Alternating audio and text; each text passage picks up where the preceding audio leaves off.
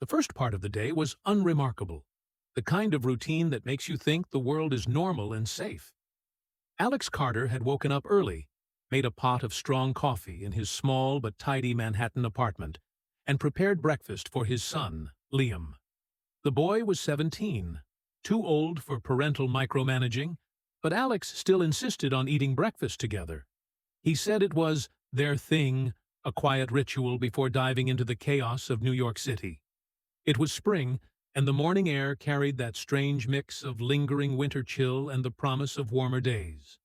The streets below buzzed with commuters, yellow cabs weaving between buses, the scent of roasted nuts from street carts mingling with the smell of exhaust.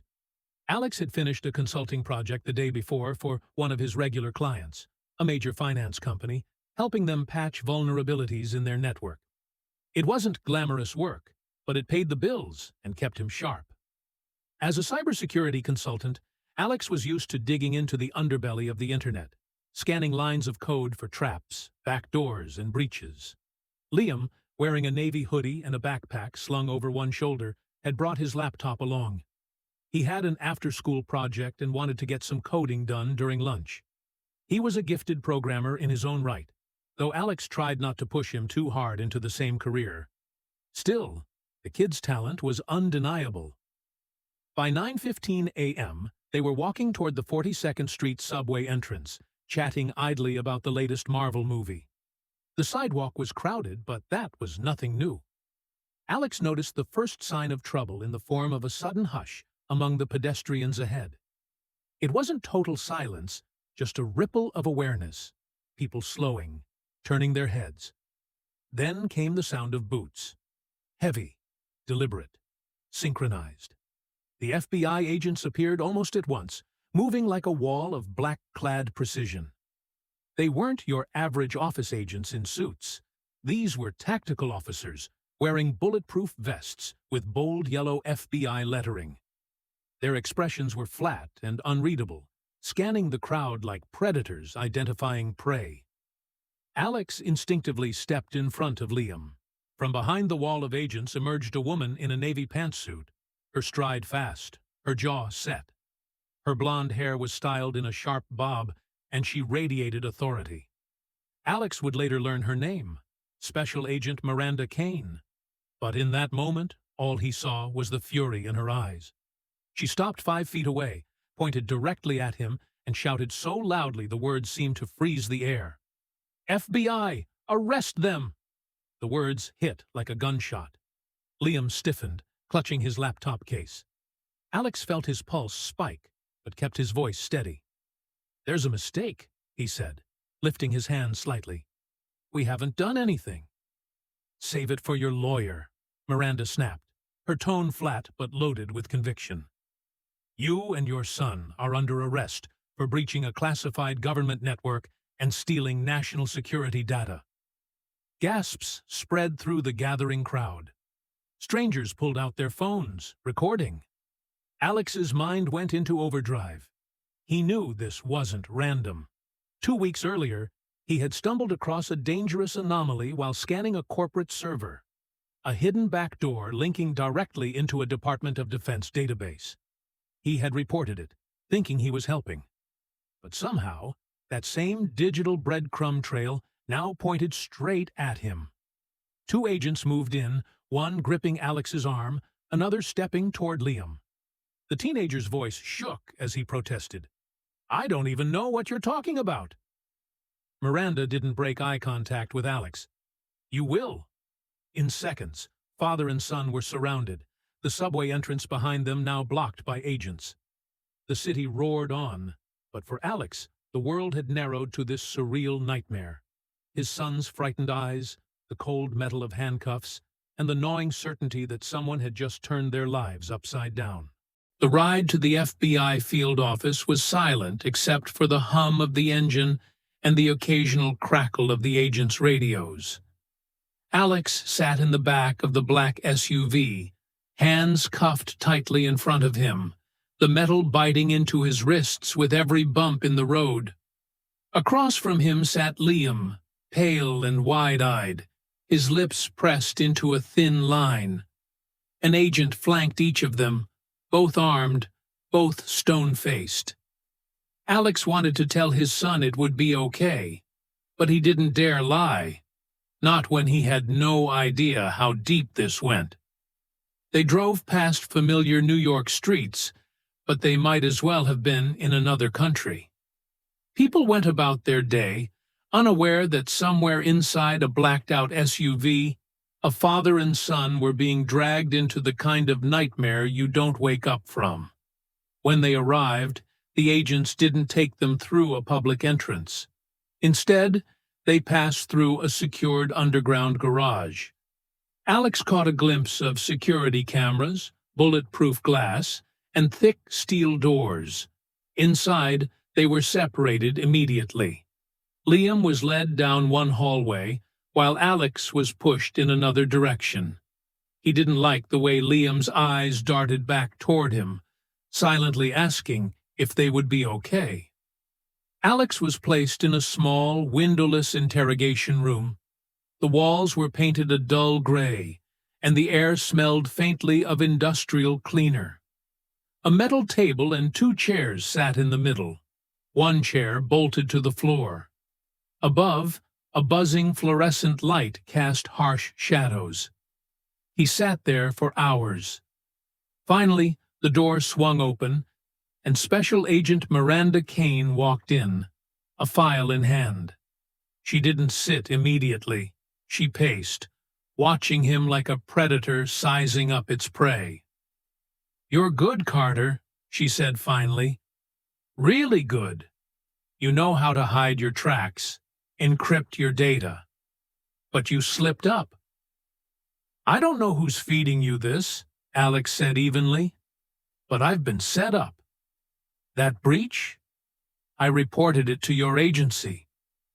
Miranda smirked, leaning against the table. "You reported it because you knew we were closing in. You wanted to look like a whistleblower when we caught you." "That doesn't make any sense. If I wanted to hide, I wouldn't have—" She cut him off, tossing photos onto the table. They were screenshots, lines of code, access logs, and IP traces. Each one pointed directly to Alex's home network. "Satellite control systems," she said. "You planted malware inside the Department of Defense's infrastructure. Do you have any idea how dangerous that is?" Alex stared at the papers. Whoever had done this was good. Better than good. They'd forged a digital trail so tight that even he would have believed it. In another room, Liam sat across from 2 younger agents. One played the friendly role, offering water and snacks. The other leaned forward, voice sharp. "We know it was you," the bad cop said, sliding a tablet across the table. On it were chat logs from an online gaming account, his account, discussing the breach and the sale of stolen data. "That's not me," Liam said, his voice cracking. "I've been hacked before. Someone's using my account." The good cop's voice was softer. "Liam, you're young. If you cooperate, this doesn't have to ruin your life. Just tell us what your dad asked you to do." "My dad didn't ask me to do anything," Liam shot back. But every denial seemed to push them harder. Somewhere in the bowels of the building, Alex knew, there was an evidence locker containing digital proof, fabricated proof, that would make him and his son look guilty beyond doubt. And the worst part? Whoever set them up wasn't just skilled. They were inside the system. They had someone in the FBI. Alex's release came on the 3rd day, but it wasn't the relief he'd hoped for. The bail was steep, too steep for an innocent man. But his lawyer, Rachel Vega, had made it happen. She was a former NSA analyst turned defense attorney, and the moment she stepped into the room, Alex knew she was more than just another suit. Her eyes were sharp, calculating. They think they've got you, she said quietly as they walked toward the courthouse steps. But their evidence is too clean. Alex frowned. Too clean? Rachel nodded. In my world, real hacks leave fingerprints, messy traces, missteps, failed logins, scattered breadcrumbs. But this? This is perfect. Too perfect. Whoever did this is a pro. And they have access to federal tools most hackers don't even know exist. Alex's stomach churned. Liam was still in juvenile custody. The thought of his son spending even one more night behind those walls lit a fire in him. Back at Rachel's office, a small but well-fortified space above a nondescript deli, they began dissecting every scrap of the case file she'd obtained through discovery. Alex sat at a large oak table, scrolling through the digital evidence on her secure workstation. "What's your gut tell you?" Rachel asked. "That this wasn't random," Alex said.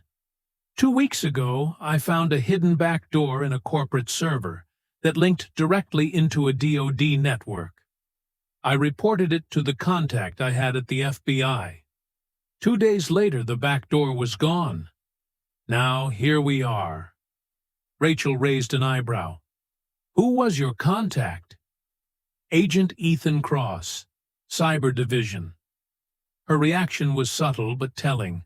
A slight narrowing of the eyes, a shift in posture. "I've heard the name." "What have you heard?" "That he's ambitious, ruthless, and that Internal Affairs has been sniffing around him for months." Alex leaned back. "If Cross is the one behind this, we need proof. Real proof. The kind that can't be buried." Rachel sighed. "Which means going after the original, unaltered FBI server logs." Alex knew what that meant, breaking into the most secure network in the country. One wrong move, and they'd go from being framed suspects to actual criminals. They started with the public trails. Rachel called in favors, sifting through leaked contractor reports and obscure cybersecurity bulletins. Alex worked the darknet forums under an alias he hadn't used in years.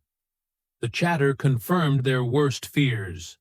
Someone inside the FBI had been selling intelligence to a private defense contractor. The code name floating around those forums was Orion.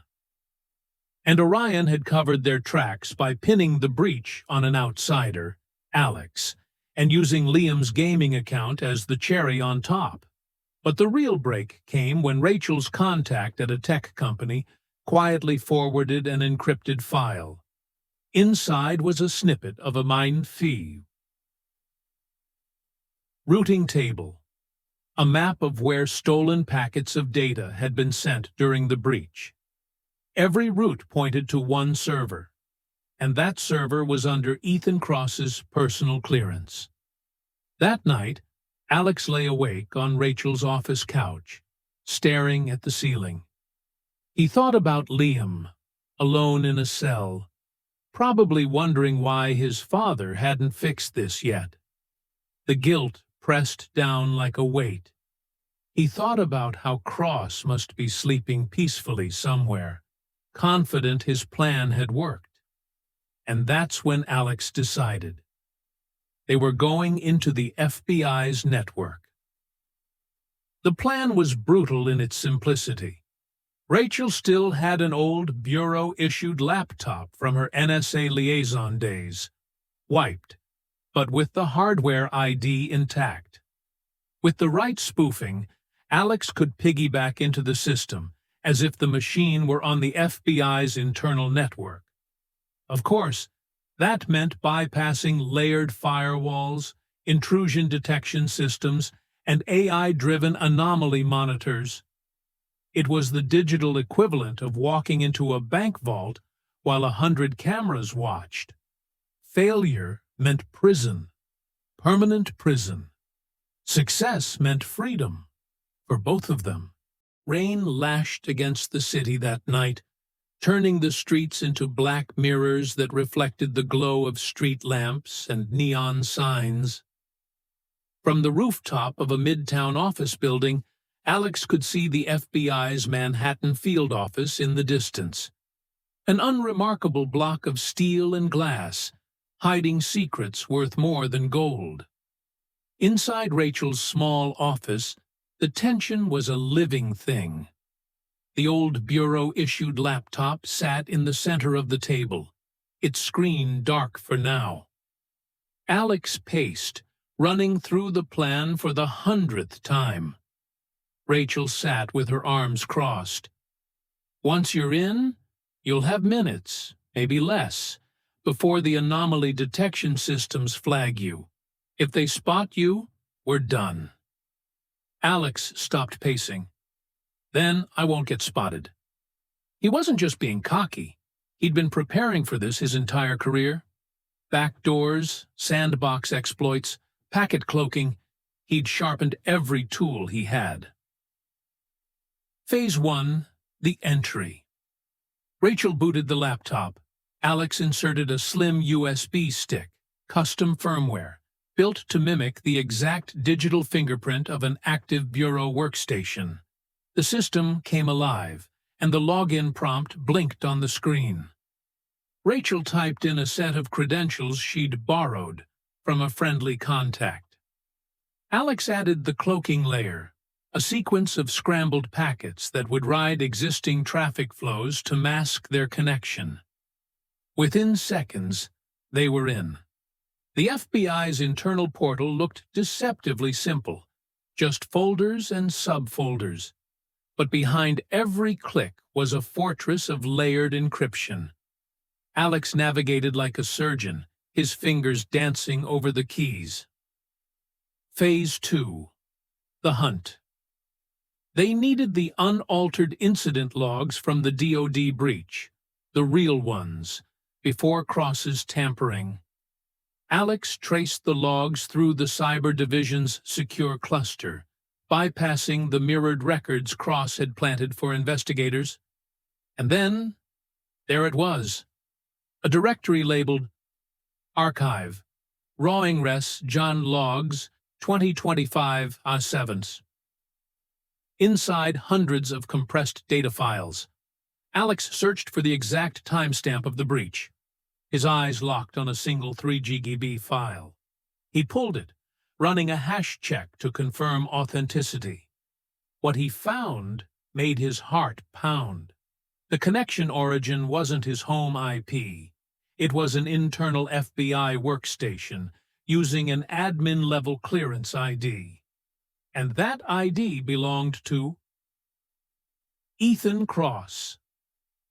The logs also contained something even more damning. Outbound traffic records showing Cross transferring the stolen satellite control schematics to an unregistered server in Switzerland, one traced to a shell company tied to a major defense contractor. Phase 3. The exit. Alex encrypted the evidence and sent it to 3 destinations: Rachel's secure cloud vault, an encrypted thumb drive, and, most importantly, a dead man's drop with a well-known investigative journalist. If anything happened to them, the files would go public. They were just about to disconnect when Rachel froze. Alex, anomaly flag just went up. The intrusion detection AI had spotted the data pull. Sirens weren't going off yet, but a trace had started. Alex yanked the connection, but not before routing the last packet through a maze of international proxies. By the time the system fully shut them out, their location appeared to be somewhere in rural Mongolia. They'd made it. The takedown. 2 days later, the news broke. An investigative expose hit every major outlet, detailing how Ethan Cross had framed a civilian consultant and his teenage son to cover up an internal espionage operation. The evidence was airtight. Original logs, routing tables, and payment records to offshore accounts. Internal affairs moved fast. Cross was arrested in his own office, his face caught in a single viral image. The stunned expression of a man who thought he was untouchable. Miranda Kane called Rachel personally. "I owe you an apology," she said. "And Carter, tell your son he's free to go home." Aftermath. The reunion at the juvenile facility was emotional but quiet. Liam emerged from the secured doors carrying only his laptop case and a small duffel. His eyes were tired, but when he saw Alex, his shoulders relaxed for the first time in days. "You got him," Liam said.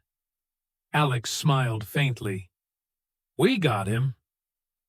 As they walked out into the late afternoon sun, the city swallowed them back into its noise and chaos.